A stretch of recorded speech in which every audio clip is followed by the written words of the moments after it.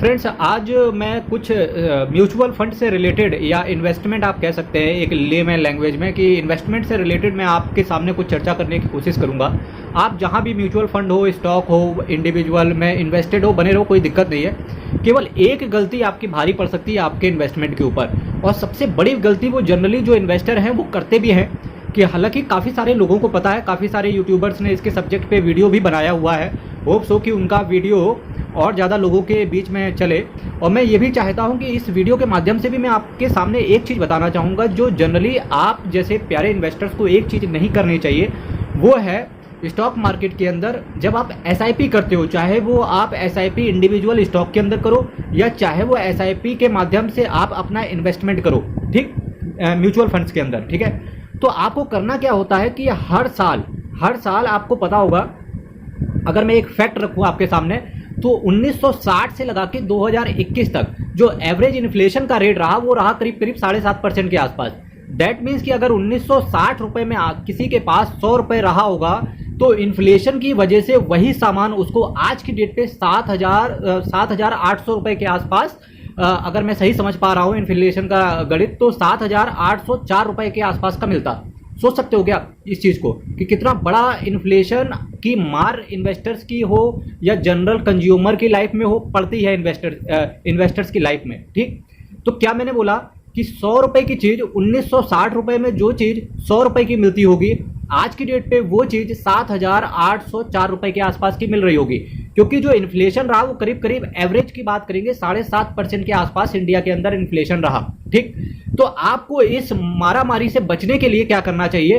देखिए, यही जो इन्फ्लेशन का रेट है, यहीं कहीं आप जब फिक्स डिपॉजिट कर देते हो तो लोग बोलते हैं कि फिक्स डिपॉजिट को आपका इन्फ्लेशन बीट नहीं करता है, इन्फ्लेशन को बीट नहीं करता, क्योंकि फिक्स डिपॉजिट में भी आपको कितना रिटर्न मिलता है? 7-7.5% के आसपास मिलता है। और जो आपका इन्फ्लेशन का रेट चल रहा है एवरेज, वो भी 20-25 सालों में कितना हो जाता है? 7-7.5% के आसपास।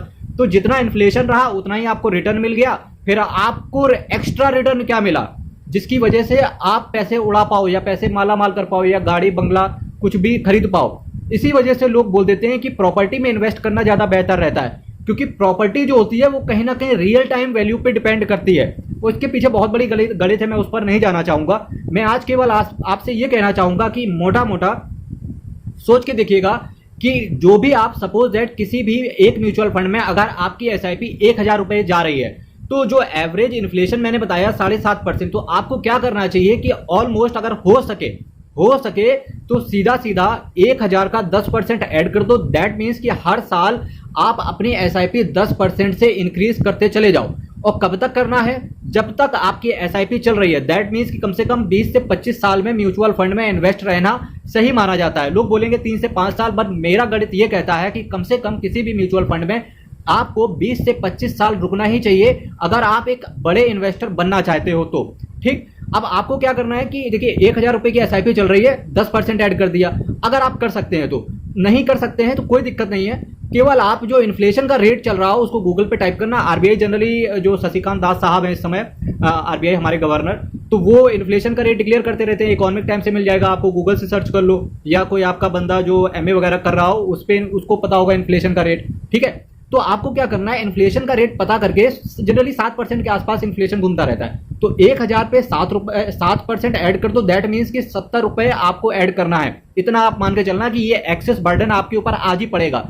अगर आप ये एक्सेस बर्डन आज की डेट पे झेल लोगे 20 से 25 साल तक, यकीन मानना मेरे दोस्तों, आपका जो पैसा होगा वो इन्फ्लेशन को भी बीट करेगा, और साथ ही साथ जो आपको रिटर्न मिलना होगा रियल जो टाइम वैल्यू ऑफ मनी की वजह से जो आपका पैसा डिके होता है, यानी कि जो टाइम वैल्यू ऑफ मनी के पीछे जो आपका पैसा डेप्रिसिएट होता है, वो डेप्रिसिएट ना होके एप्रिसिएट होगा।